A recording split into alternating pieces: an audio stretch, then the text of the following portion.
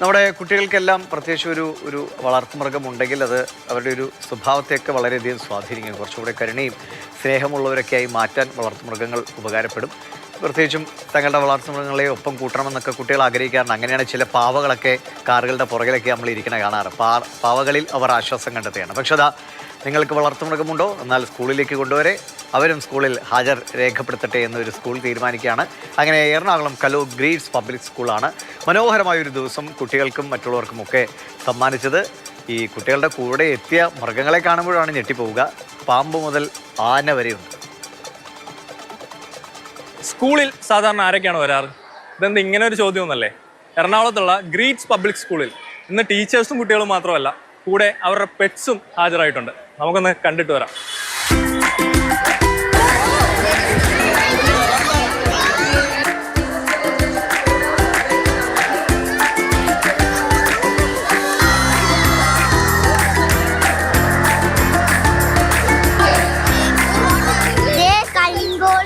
കളിങ്കോളി, ഇതിന്റെ പേര് പൂവനാണ്. ഇതിന്റെ തെലങ്ക് വെൽഡായി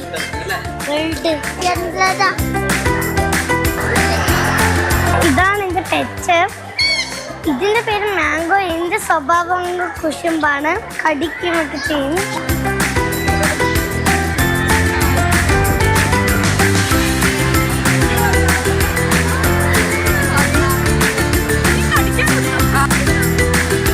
She sits in her hand, and right now she's really excited to be here. She's super friendly. She loves kids and everyone. Her name's Cassie.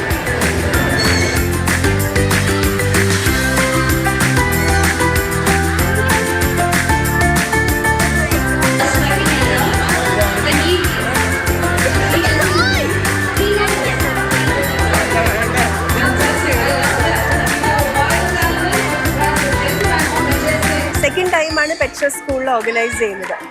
Students അവരുടെ പെറ്റ്സിനെയാണ് സ്കൂളിലേക്ക് കൊണ്ടുവരുന്നത്. ഒരു ദിവസം we give them chance to bring the pets to school. പെറ്റ്സിനെ വളർത്തുന്നതിനുള്ളൊരു importance highlight ചെയ്യുക എന്നുള്ളതാണ് നമ്മൾ ഈ പ്രോഗ്രാമിലൂടെ ഉദ്ദേശിക്കുന്നത്.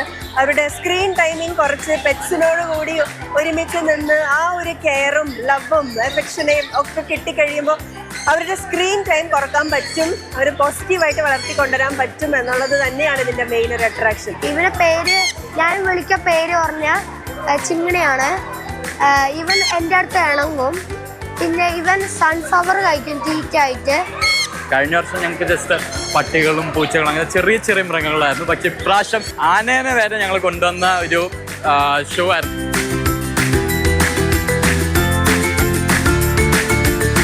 ഭയങ്കര ഹാപ്പിയാണ്. എല്ലാവരും സ്ക്രീം ചെയ്തിട്ടൊക്കെയാണ് ഓടി വരുന്നത്. കുട്ടികൾക്ക് എങ്ങനെ ഒരു പെറ്റിനോട് ബിഹേവ് ചെയ്യണം, എങ്ങനെ അവരെ ടേക്ക് കെയർ ചെയ്യണം എന്നുള്ളതിന് വളരെ ഒരു ഹെൽപ്ഫുൾ ആയിട്ടുള്ള ഒരു ഇവന്റ് ആയിട്ടാണ് എനിക്ക് തോന്നുന്നത്.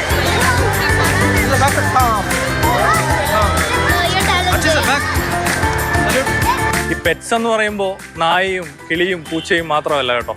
ദാ ഇവനാണ് ഇന്നത്തെ ഇവിടുത്തെ താരം. കാളിയാർ മഠം ശേഖരൻ ഇവിടുത്തെ ഒരു സ്റ്റുഡൻറ്റിൻ്റെ പെറ്റാണ്.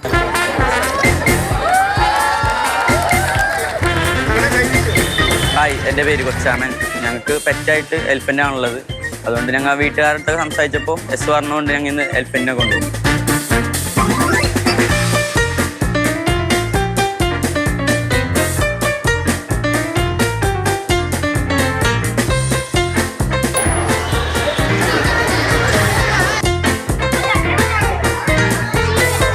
അപ്പോൾ കുട്ടിപ്പട്ടാളത്തിൻ്റെ പെറ്റ്സിനൊക്കെ കണ്ടില്ലേ? ഇപ്പം എല്ലാ കൊച്ചു കൂട്ടുകാർക്കും ഒരു പെറ്റ് വേണമെന്നൊരു ആഗ്രഹമൊക്കെ കാണും.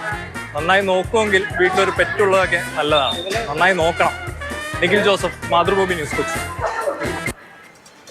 മനോഹരമായ കാഴ്ചയല്ലേ? നമ്മൾ ആലോചിക്കുമ്പോൾ നമ്മൾ ചെറുപ്പത്തിൽ ആട്ടുംകുഞ്ഞും പൂച്ചക്കുഞ്ഞും ഒക്കെ ആയിരുന്നു നമ്മുടെ പെറ്റ്. ഇപ്പോൾ അങ്ങ് എന്തൊക്കെയാണ്, ഏതൊക്കെ ജീവികളാണെന്ന് പേര് പോലും പറയാൻ പറ്റാത്ത അത്ര സമ്പാദ്യമാണ് കുട്ടികൾക്കുള്ളത് പെറ്റുകളുടെ ലോകത്ത്. അപ്പോൾ നിഖിൽ ഞങ്ങളുടെ ക്യാമറാൻ കൂടിയാണ്. നിഖിലാണ് ഈ കാഴ്ച പറഞ്ഞത്. നിഖിൽ അതിനെക്കുറിച്ച് കൂടുതൽ പറയും. നിഖിലെ, ആന വരെ അല്ലേ ഞെട്ടിപ്പിച്ചു.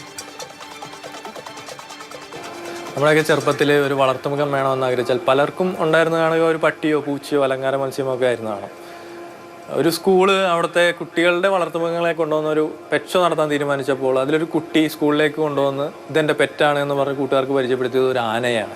ഈ ആനയെ കണ്ട് വളരെ അത്ഭുതത്തോടുകൂടിയാണ് എല്ലാവരും നോക്കി നിന്നത്. എല്ലാവരും ആനയ്ക്ക് ചുറ്റും കൂടിയും ഫോട്ടോ എടുത്തും അതുപോലെ സ്കൂളിലെ ടീച്ചർമാർ ആനയ്ക്ക് ഭക്ഷണം കൊടുത്തും ഒക്കെ ആനയുടെ ചുറ്റും കൂടി.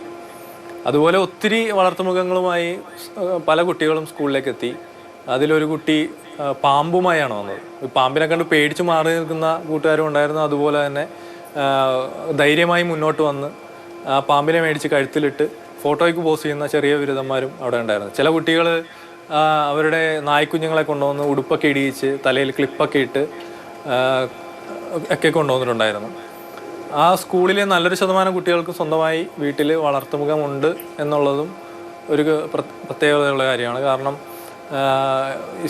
ഒരു വളർത്തുമൃഗം ഉണ്ടാകുക എന്ന് പറയുന്നത് ഒരു ചെറിയ കാര്യമല്ല. കാരണം വളരെ ഉത്തരവാദിത്തം ആവശ്യമുള്ളൊരു കാര്യമാണ്.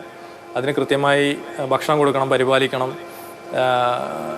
അതിന് നന്നായി നോക്കണം. അപ്പോൾ അത് ഈ കുട്ടികൾ ചെറിയ പ്രായത്തിലെ പഠിക്കുന്നു, ഒരു ഉത്തരവാദിത്തം പഠിക്കുന്നു എന്നുള്ളത് ഒരു വലിയ കാര്യമാണ്.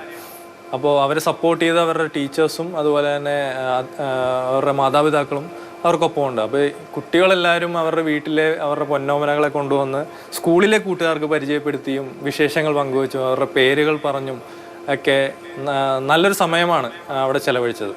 എന്ത് തന്നെയായാലും ഇന്നത്തെ ദിവസം ടീച്ചർ പറഞ്ഞ പോലെ എനിക്ക് തോന്നുന്നു കുട്ടികളുടെ സ്ക്രീൻ ടൈം കുറയ്ക്കുക എന്നൊരു വലിയ ലക്ഷ്യമുണ്ട്. കുട്ടികളുടെ മാത്രമല്ല, നമ്മുടെ അടക്കമുള്ള എല്ലാ മുതിർന്നവരെയും സ്ക്രീൻ ടൈമാണ് നമ്മുടെ ജീവിതത്തിൽ ഏറിയ പങ്ക് ഇപ്പോൾ നഷ്ടപ്പെടുന്നത്. വളരെ പ്രധാനപ്പെട്ട പല കാര്യങ്ങളും നമ്മൾ ചെയ്യാൻ മറന്നു പോവുക പോലും ചെയ്യുന്ന സത്യത്തിൽ ഈ സ്ക്രീനിലേക്ക് നമ്മളിങ്ങനെ ചുരുങ്ങുന്നതുകൊണ്ടാണ്. അതിനെ രക്ഷപ്പെടാനുള്ള ശ്രമങ്ങൾ എല്ലാവരും നടത്തുന്നുണ്ട്, പക്ഷേ പാളിപ്പോവുകയാണ്.